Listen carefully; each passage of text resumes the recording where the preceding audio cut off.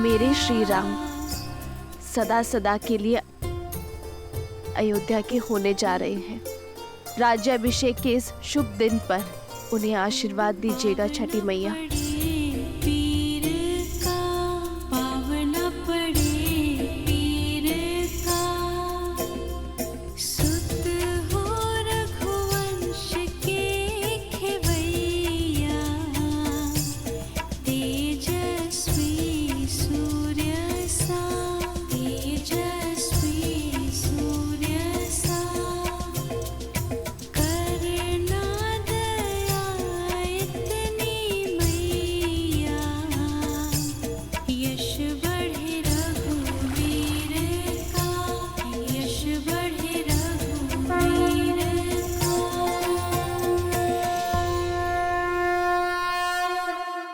आओ राम,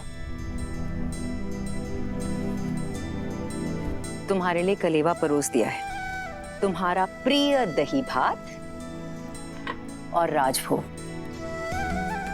सब है, ग्रहण करो।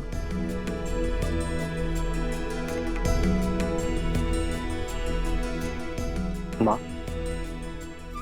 सीता का है? भोर की पूजा समाप्त नहीं हुई? रघुकुल की चारों पुत्र वधु भोर से ही तट पे हैं। महर्षि मुद्गल के कहे अनुसार छठी मैया की पूजा कर रही हैं।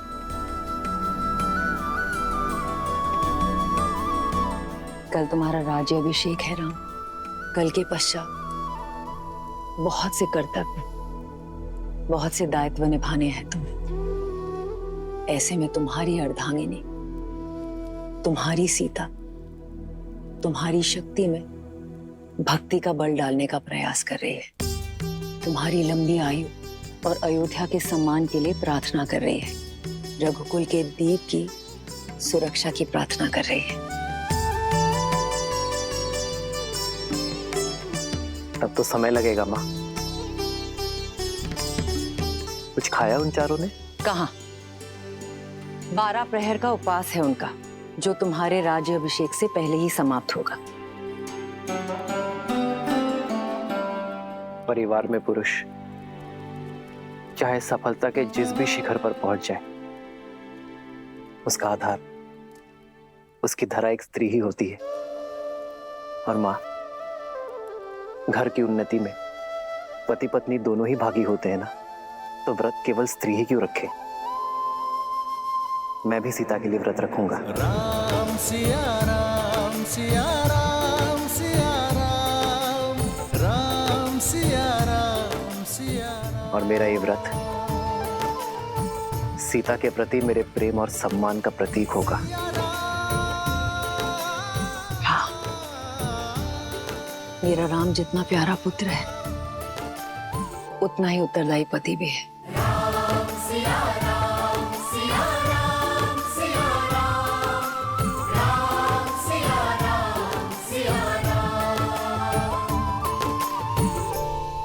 प्रणाम ऋषिवर। कल सुबह सूर्य की पहली किरण के साथ ही श्री राम का राज्याभिषेक होगा और श्री राम जैसा धर्मात्मा राजा पाकर ये धरा धन्य हो जाएगी।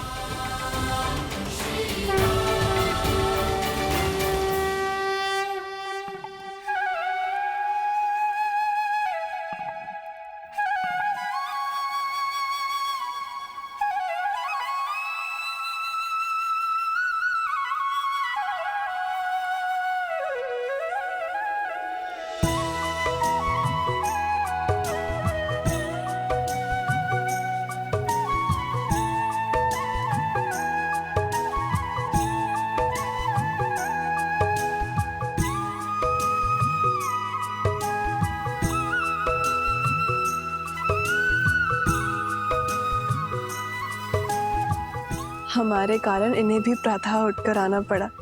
बेचारे, लगता है अभी भी मीठी निद्रा के स्वप्न देख रहे हैं।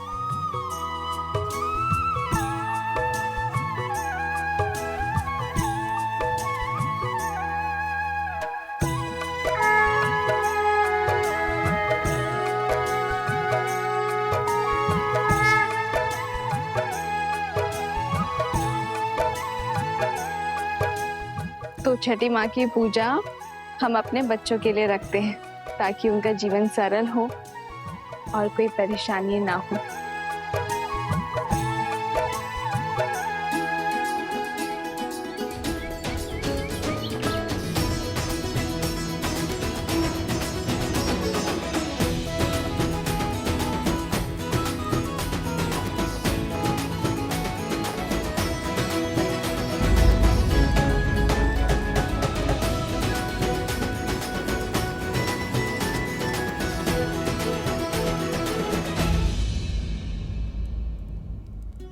पिछले 14 वर्ष से हमें जिस दिन का इंतजार था, तुम उसका भाग नहीं बनना चाहती हो। हमारा राम राजा बनने वाला है। चलो केकई, ये समय बीती बातों का शोक मनाने का नहीं, आने वाली घड़ी के सुख में रंगने का है। आपको मुझ पर क्रोध नहीं आता? इस समय भी आप मुझे अपना दोषी नहीं मानती?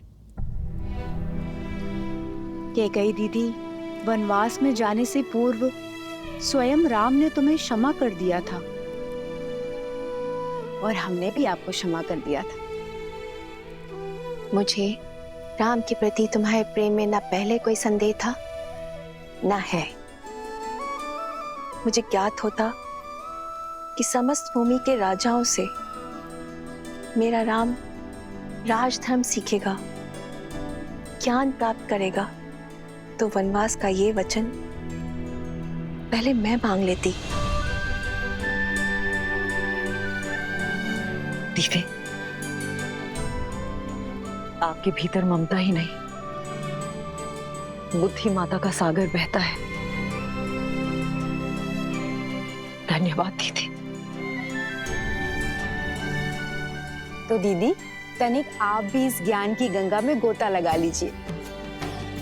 भूल का भार छोड़िए और पुत्र के राजाभिषेक में चलिए।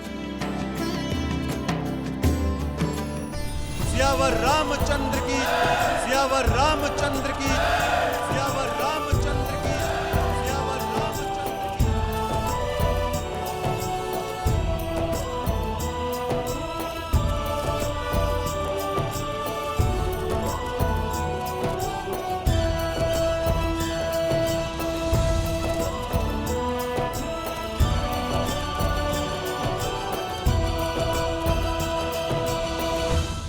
सियावर रामचंद्र की, सियावर रामचंद्र की, सियावर रामचंद्र की, सियावर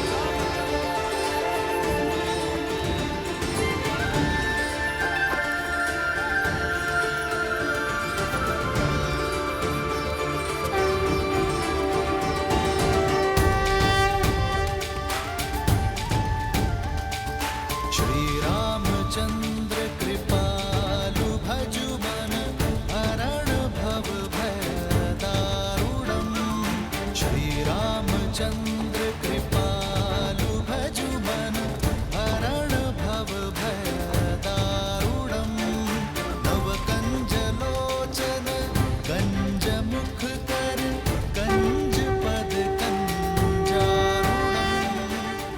और हम राजगुरु वशिष्ठ के आने तक अयोध्या को तनिक और प्रतीक्षा करनी होगी। तब तक आप माताओं का आशीर्वाद ले लीजिए। आइए।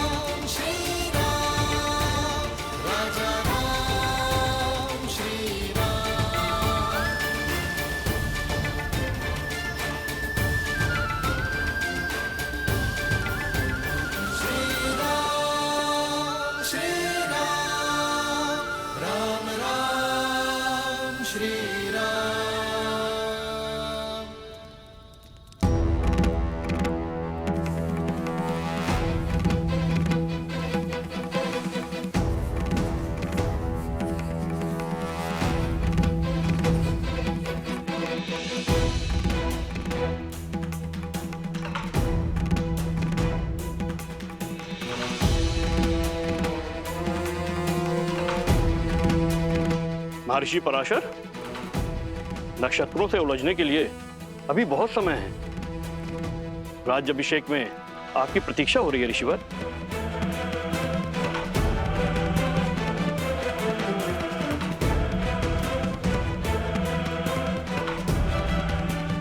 आप इतने गंभीर क्यों हैं ऋषिवर? क्योंकि ग्रहों के संकेत ठीक नहीं है। जब किसी के भाग्य में राहु की छाया पड़ जाती है तो असुरी माया कोई ना कोई कष्ट जरूर देके जाती है। मुझे राम पर विश्वास है। यदि भाग्य में संघर्षों का भंवर है तो वो भी स्वीकार है, और मुझे विश्वास है कि अयोध्या के नए राजा इस भंवर से भी अवश्य पार होंगे।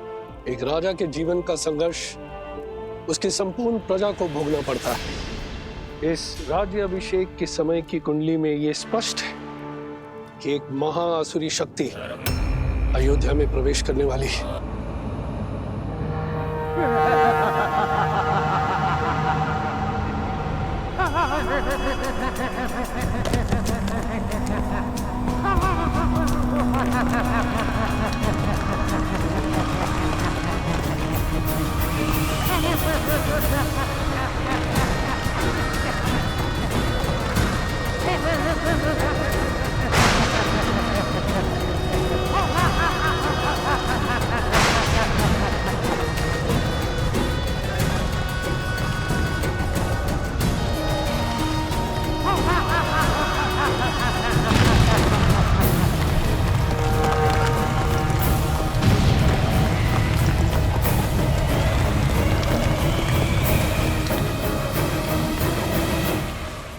देवता सदा अयोध्या के आगे ढाल बनकर खड़े होते आए हैं ऋषिवर। यदि कोई आसुरी शक्ति रामराज में प्रवेश करने की चेष्टा भी करेगी तो उसका सामना धर्म की शक्ति से होगा। आप आइए और राम को आशीर्वाद दीजिए। शुभ घड़ी में कुछ ही समय शेष है। आशा करता हूं कि इस बार भी आपके विश्वास की जय हो।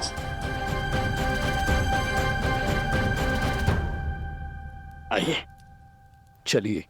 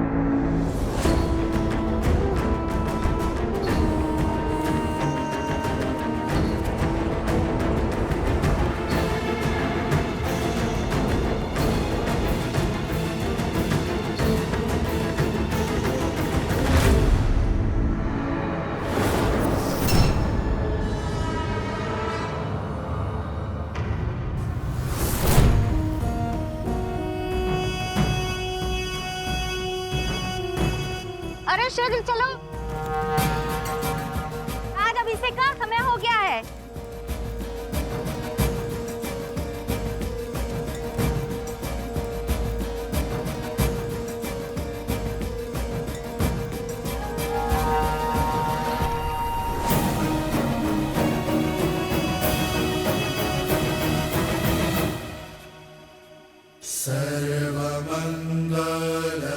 सर्वमंगलमांगल्ये शिवे सर्वार्थसाधिके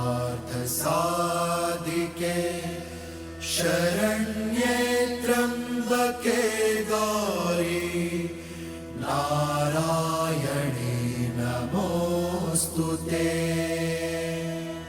माता, जीवन के पग पग पर आपने महादेव का साथ दिया है। आशीर्वाद दे कि वैसे ही मैं भी सदा अपने श्री राम का साथ दे सकूं। सुख दुख की हर घड़ी में मैं राजा राम की पत्नी के रूप में सभी दायित्व निभा सकूं।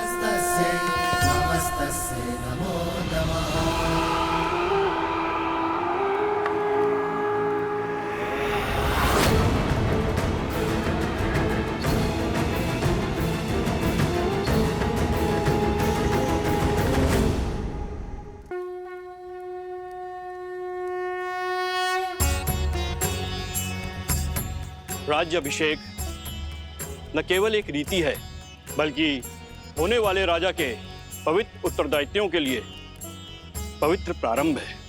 रीति अनुसार मंगल बेला में सर्वप्रथम श्री रामचंद्र जी की देह को तेल, विविध औषधियों के मर्दन से शुद्ध किया जाएगा।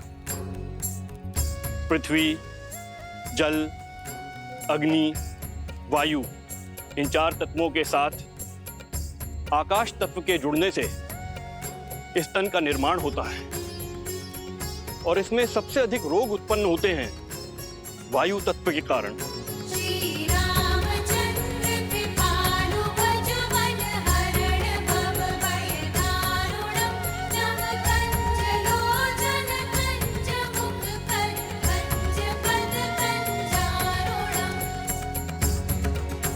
वायु न केवल चलने या कार्य करने की शक्ति है, बल्कि मन में उत्पन्न होने वाले विचारों की अभिव्यक्ति भी है।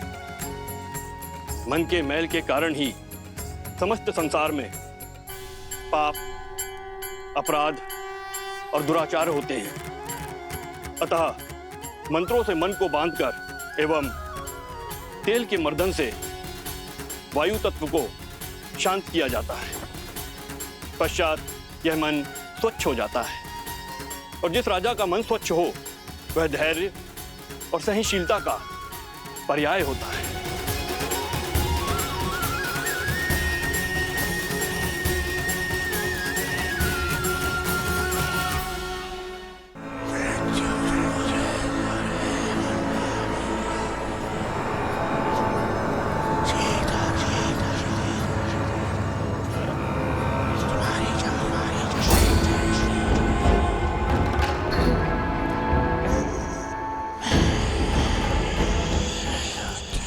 ना जाने कौन बड़बड़ाया जा रहा है, कानों में विचित्र स्वर आ रहा है, ना ही कुछ समझ में आ रहा है और ना ही कोई दिखाई दे रहा है। जाने कौन है जो पूजा भी नहीं करने दे रहा है।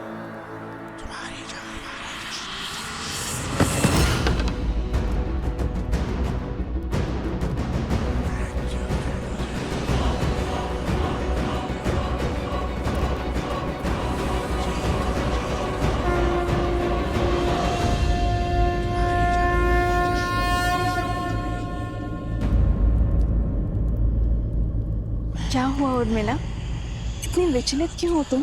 दीदी, आपको ये ध्वनि नहीं सुनाई दे रही? कैसी ध्वनि? मुझे तो कुछ सुनाई नहीं दे रहा है।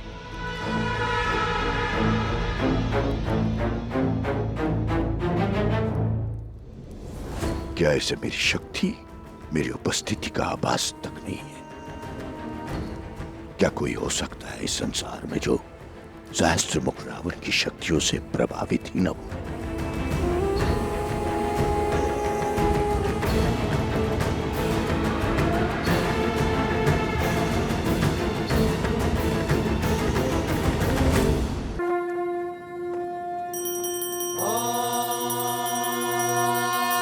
स्वस्ति न इंद्रो वृद्धश्रवाः स्वस्ति न पूषा विश्ववेदाः स्वस्ति नस्ताक्षो अरिष्टनेमि स्वस्ति न बृहस्पति दधातु।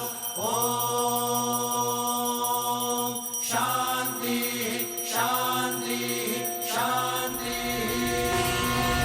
तेल के मर्दन से वायु तत्व शांत हो जाता है। तन के साथ साथ मन भी स्वच्छ हो जाएगा, ताकि राजा सदा उचित मार्ग को चुने और धर्म का पालन कर सके।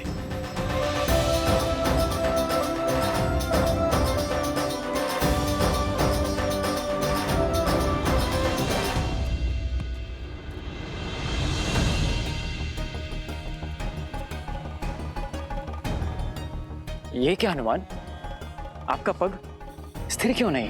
भैया, आप मुझसे पूछ रहे हैं? कारण तो आप ही हैं। मैंने क्या किया? भैया, आप तो भूल ही गए, जब मैं लक्ष्मण भैया के लिए संजीवनी बूटी का पर्वत उठाकर ले जा रहा था, आप ही का तो बाण लगा था मुझे।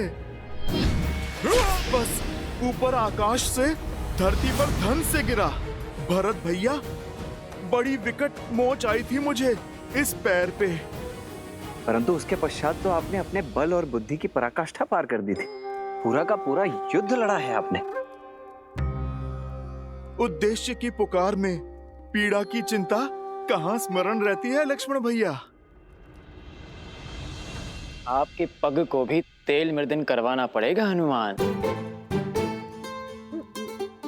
भरत भैया, आपका विचार तो बहुत अच्छा है, मेरी भी यही इच्छा थी। उचित है, मैं आपको वेधशाला भिजवा देता हूँ।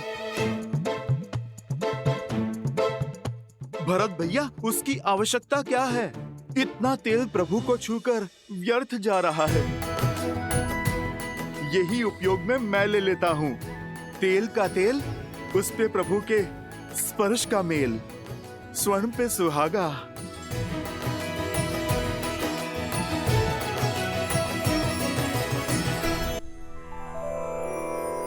श्री गुरु चरण सरोज रज, निज मनु मुकुरु सुधारी। बरनउँ रघुबर बिमल जसु, जो दायक फल चारि। यही तेल प्रभु श्री राम को स्पर्श करके आया है, मेरे तन और मन को स्थिरता दे सकता है। समझ रहे हैं भरत भैया? सब समझ में आ रहा है लक्ष्मण। इनके पग की पीड़ा, इनके तन की अस्थिरता, सब बहाने हैं हनुमान के। सत्य तो ये है कि भैया के तन को स्पर्श करके आया हुआ तेल भी हनुमान के लिए प्रसाद है, पावन है। सच में हनुमान की भक्ति अनुपम है। पर ये तो कम है, अभी तो और अभिषेक होंगे। भैया को माटी भी लगाई जाएगी। क्या हनुमान वो भी अपने तन में मल लेंगे? कहीं यह विचित्र दृश्य ना प्रस्तुत हो जाए। उचित कह रहे हो शत्रुघ्न। भ्राता हो, बहुत बड़ी भूल हो गई हमसे। सीता भाभी माँ के साथ ही रखना चाहिए था हनुमान को। अब और न जाने क्या क्या खेल दिखाएंगे ये। भरत भैया, जो पहले ना हो सका वो अब भी तो हो सकता है। अर्थात? हनुमान जी, एक कार्य तो शेष रह गया। हमें शीघ्र भाभी माँ को यहाँ बुलाना होगा। वो क्या है कि भैया के शीश पर जब अयोध्या का राजमुकुट सजेगा तो उन पर प्रथम पुष्प वृष्टि करने का अधिकार तो भाभी माँ को ही है ना। तो समस्या क्या है लक्ष्मण भैया? प्रभु के कार्य में कोई भी विघ्न नहीं आएगा। राम लखन सीता सहित, हृदय बसहु सुरभि।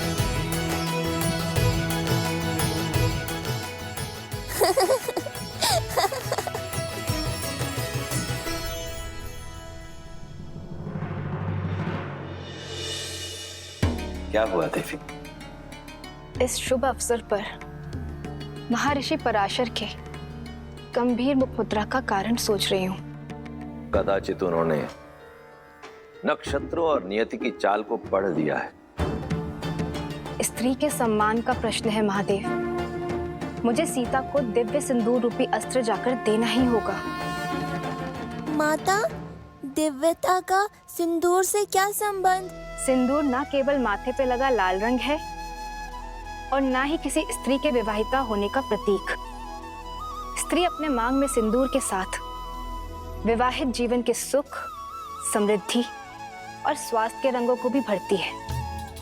सिंदूर एक ऐसी ढाल है जो सभी प्रकार की नकारात्मक ऊर्जाओं से पति और पत्नी के संबंधों की रक्षा करता है, भीतर और बाहर के सभी द्वंद्वों का अंत करता है। जिस प्रकार श्री राम को युद्ध के समय भिन्न भिन्न प्रकार के शस्त्रों और अस्त्रों से सुसज्जित किया गया था, अब समय आ गया है देवी सीता को भी वैसे ही सज्ज करने का, क्योंकि शीघ्र ही एक और असुरी शक्ति चुनौती देने वाली है। और इस बार युद्ध केवल श्री राम को ही नहीं, देवी सीता को भी लड़ना होगा। आप जाइए देवी, समय अत्यंत कम है।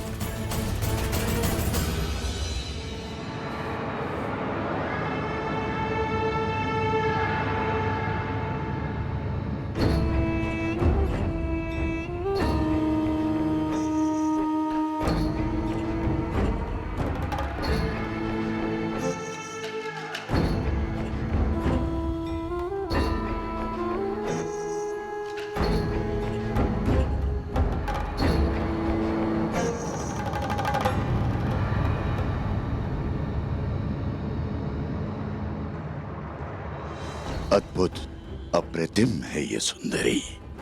इन पर मोहित होकर क्या पाप कर लिया मेरे भाई रावण ने। प्रणाम ऋषिवर। सुखी रहो।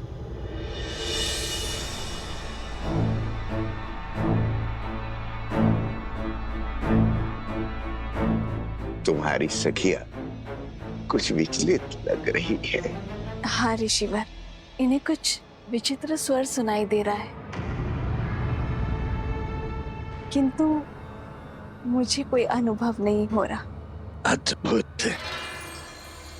ब्रह्मांड में निरंतर अनेक ध्वनियां गूंजती रहती हैं। शब्दों और विचारों की तरंगे उठती रहती है। दुर्भाग्य होता है उन लोगों का जो उसे सुन नहीं पाते। कोई बात नहीं,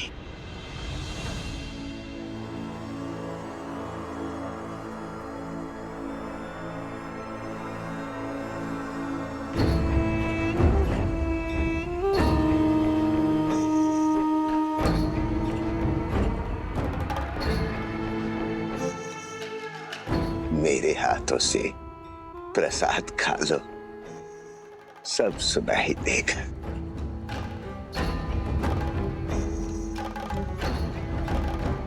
लो।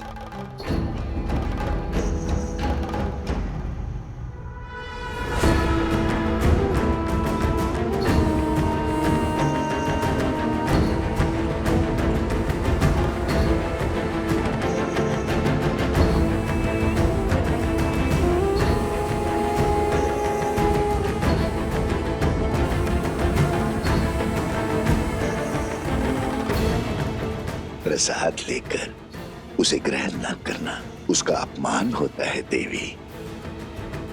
ग्रहण करो।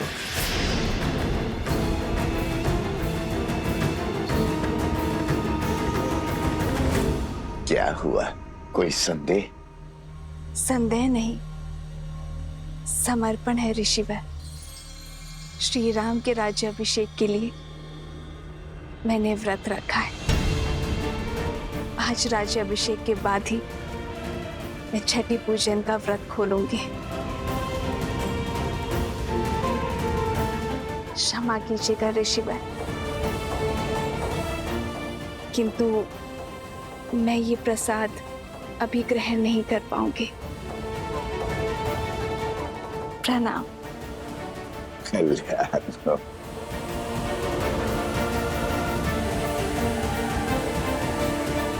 कल्याण हो।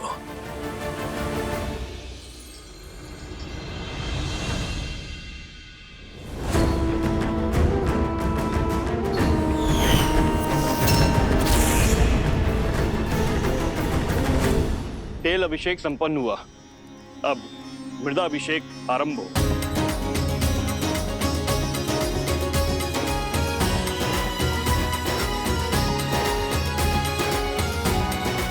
पर्वत पर देवताओं का वास होता है, इसीलिए पर्वत शिखर की माटी को राजा के मस्तिष्क पर लगाने से राजा की बुद्धि भी देवताओं की भांति तीव्र और दयालु होती है।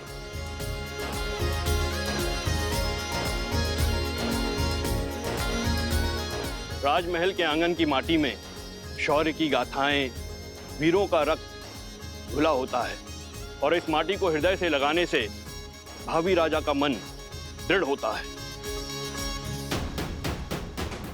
जिसके मस्तिष्क में दृढ़ता हो और हृदय में दया हो, वही राजा प्रजा की सेवा कर सकता है, उसे संतान की भांति पाल सकता है।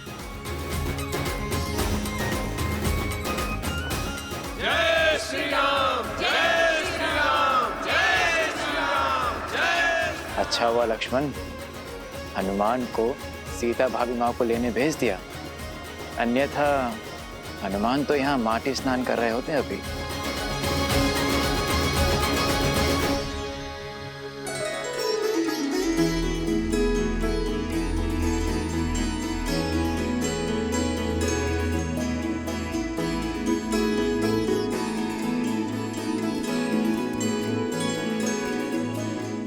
कहाँ है मैया? उन्हें तो शीघ्रातिशीघ्र प्रभु के पास लेकर जाना है।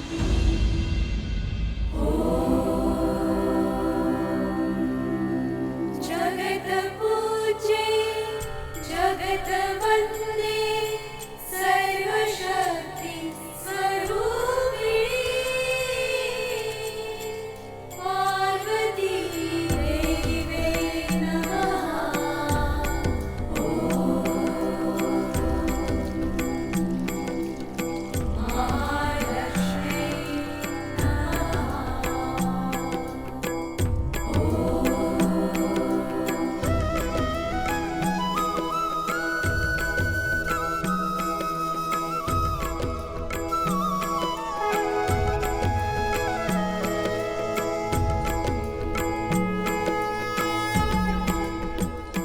सुनिए,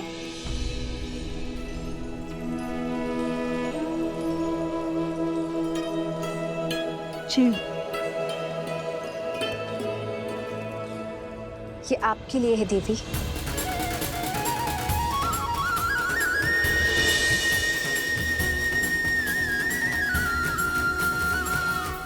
आप मुझे जानती हैं? जिन देवी सीता ने स्त्री की पवित्रता और साहस को नई परिभाषा दी है, उन देवी सीता को कौन नहीं जानेगा। ये पवित्र सिंदूर है। श्री राम के राज्य अभिषेक होने के साथ अयोध्या का सोया हुआ सौभाग्य भी जागने वाला है। श्री राम के कंधों पर बड़ा भार आने को है, किंतु पत्नी के समर्थन के बिना पति के कर्म और धर्म की यात्रा अधूरी है। ये सिंदूर आपको सबल करेगा, अपने पति का संबल बनने के लिए भी और आने वाले कष्टों का सामना करने के लिए भी। धन्यवाद। पर आप? गौरी माँ से आशीष मांगा था ना, तो समझो ये उन्होंने भेजा है।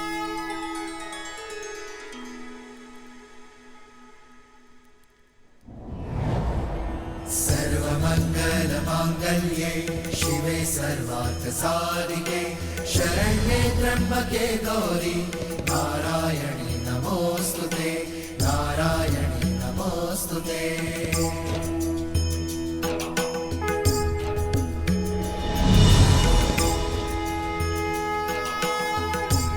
ये क्या माता, दान देने के दिन में आप दान ले रही हैं?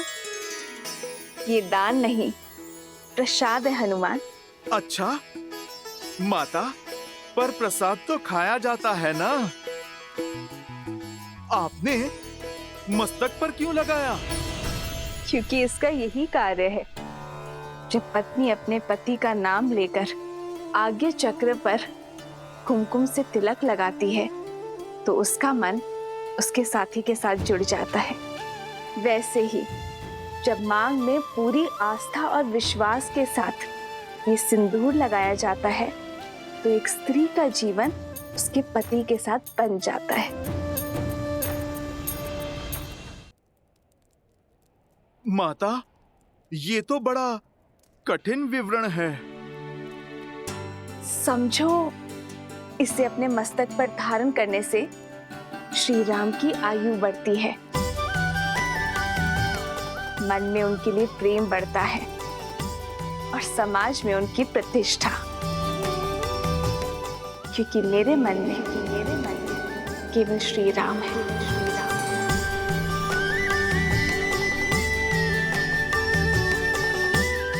माता, आप मन मस्तक की बात करती हैं। इस भक्त के तो रोम रोम में प्रभु राम के लिए प्रार्थना उठती है माते।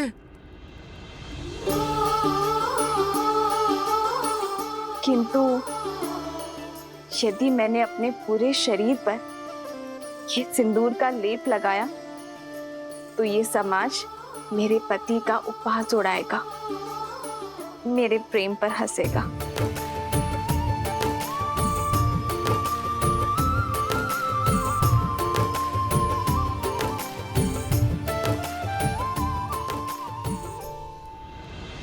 पंचगव्य अर्थात गौ माता से प्राप्त 5 उत्पाद दुग्ध, दही, घी, गौमूत्र और गौमेह, इन पांचों के स्नान से संपूर्ण देह शुद्ध हो जाती है और पृथ्वी तत्व भी शांत हो जाता है, क्योंकि गौ माता ही पृथ्वी का अन्य रूप है।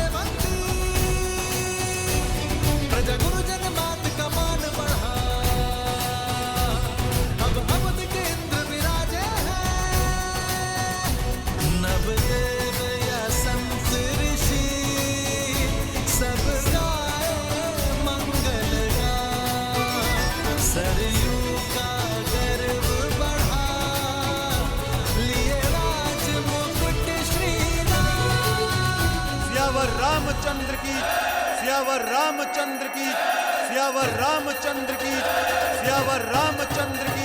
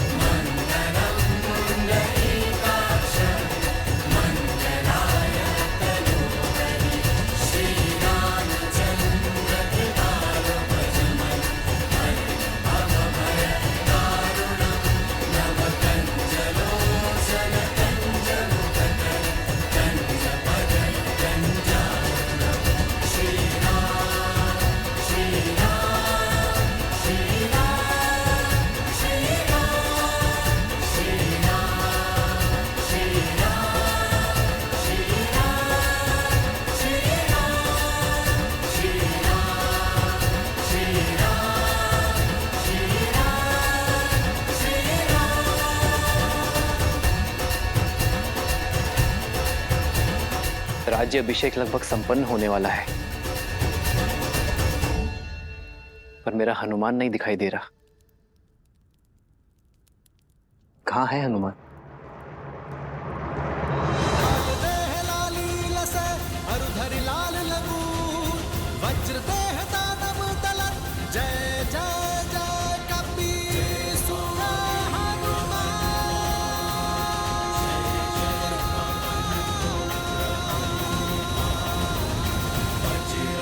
बली हनुमान, जय जय महाबली हनुमान।